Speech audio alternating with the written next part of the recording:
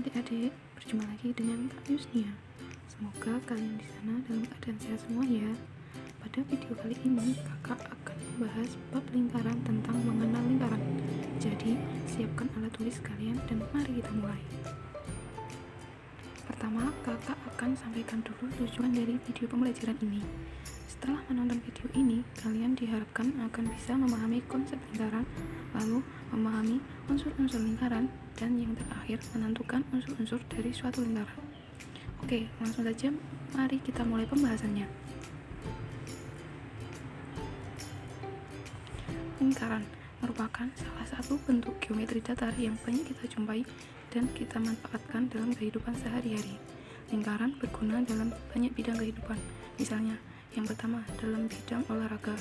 Banyak alat olahraga yang memanfaatkan bentuk lingkaran seperti bentuk lapangan silat, papan target panahan, dan keranjang basket.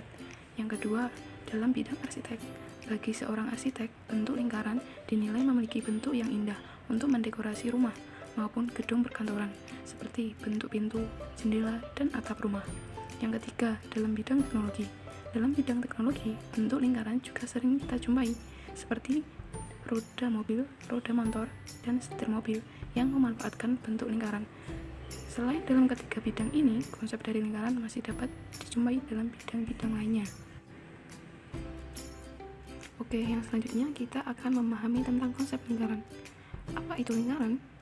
Lingkaran adalah kurva tertutup yang jarak dari pusat lingkaran ke setiap tepinya adalah sama. Apa itu kurva? Kurva itu garis melengkung, kayak begini. Bisa dilihat kan garisnya melengkung.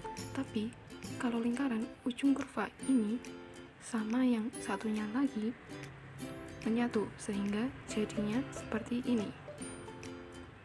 Itulah sebabnya lingkaran dikatakan kurva tertutup. Terus, ciri khas dari lingkaran adalah jarak titik pusat ke semua tepinya sama. Misalnya, titik O adalah pusat lingkaran.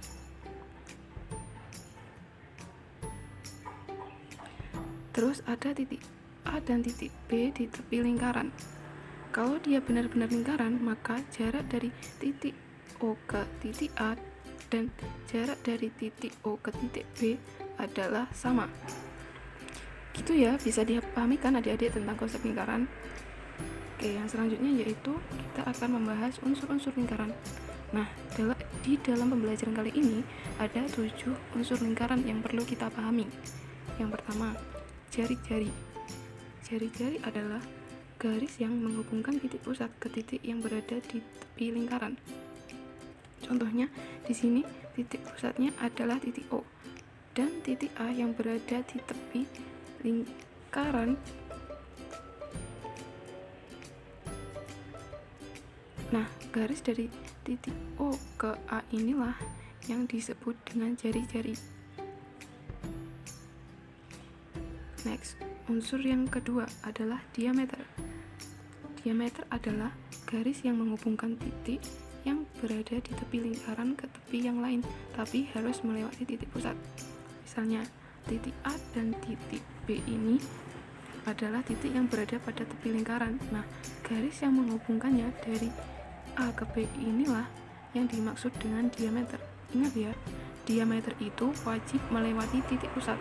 Oh ya, kalau kita perhatikan baik-baik, jari-jari kan yang ini, terus diameter kan yang ini. Berarti kita bisa simpulkan bahwa diameter itu panjangnya 2 kali lipat dari jari-jari, atau bisa dikatakan jari-jari itu setengahnya diameter. Bisa dipahami kan? Next, unsur ketiga adalah busur. Busur adalah garis melengkung yang merupakan bagian dari tepi lingkaran. Kurang lebih gambarnya seperti ini. Busur terdiri dari 2 jenis, ada yang mayor dan ada yang minor. Seperti namanya, mayor artinya besar, yaitu busur yang lebih dari setengah lingkaran. Sedangkan busur minor berarti busur yang besarnya kurang dari setengah lingkaran. Kalau digambarkan, contohnya seperti ini ya. Yang warna kuning adalah busur mayor, dan yang warna biru adalah busur minor. Nanti kalau di soal gak disebutin busurnya mayor atau minor, berarti maksud dari soal itu adalah busur minor ya adik-adik. Next, unsur yang keempat adalah tali busur. Tali busur adalah garis yang menghubungkan kedua ujung pada suatu busur. Supaya kalian lebih paham, coba perhatikan lingkaran di samping. Misalkan ada titik K dan titik L pada tepi lingkarannya. Berarti busur KL yang berwarna biru. Ini kan? Nah, untuk tali busurnya yang mana? Tali busur KL nanti adalah garis lurus yang menghubungkan titik K ke titik L ini. Paham ya bedanya antara busur dan tali busur? Kalau busur yang melengkung, sedangkan kalau yang tali busur adalah garis lurusnya. Coba kita perhatikan lagi. Kalau busurnya setengah lingkaran seperti dari A ke B, maka tali busurnya sama dengan diameter kan? Nah, di antara semua tali busur yang ada di dalam lingkaran, diameter inilah tali busur yang paling panjang. Lanjut lagi, yaitu busur yang kelima, apotema. Apotema adalah garis yang menghubungkan titik pusat lingkaran dengan tali busur secara tegak lurus. Oke, kita lihat ke gambar lingkaran di samping. Titik pusatnya kan di O. Misalkan ada titik K dan titik L, maka tali busurnya kan yang ini. Nah, lalu apotemanya yang mana? Apotemanya yaitu garis dari titik pusat lingkaran ke titik pusat tali busurnya. Setelah itu, ini dikasih dengan simbol siku-siku karena dia wajib tegak lurus. Gitu ya, adik-adik. Next, unsur yang keenam yaitu juring. Nah, kalau tadi kita bahas garis, untuk unsur yang keenam dan ketujuh kita bahas unsur lingkaran dalam bentuk luasan. Juring adalah daerah di dalam lingkaran yang dibatasi oleh dua buah jari-jari. Supaya kebayang, mari kita lihat gambar lingkaran di samping. Misalkan jari-jarinya OA dan OB. Nah, daerah yang dibatasi oleh kedua jari-jari ini yang diarsir warna biru ini namanya adalah juring AOB. Sebenarnya juring juga ada dua tipe, yaitu juring minor dan juring mayor. Nah, yang ini adalah juring minor, sedangkan yang ini adalah juring mayornya. Intinya sama seperti busur. Kalau nggak disebutin mayor atau minornya dalam soal, berarti yang dimaksud adalah juring minor atau juring kecilnya. Gitu ya adik-adik. Oke, yang selanjutnya yaitu unsur yang terakhir, tembereng. Tembereng adalah daerah di dalam lingkaran yang dibatasi oleh busur dan tali busur lingkaran. Supaya kebayang, mari kita lihat gambar lingkaran di samping. Misalkan ada busur KL, tali busur kan yang garis ini. Nah, temberengnya adalah daerah yang dibatasi oleh busur KL dan tali busur KL ini yang diarsir warna biru ini ya. Sebenarnya tembereng juga ada dua tipe, yaitu tembereng minor dan tembereng mayor.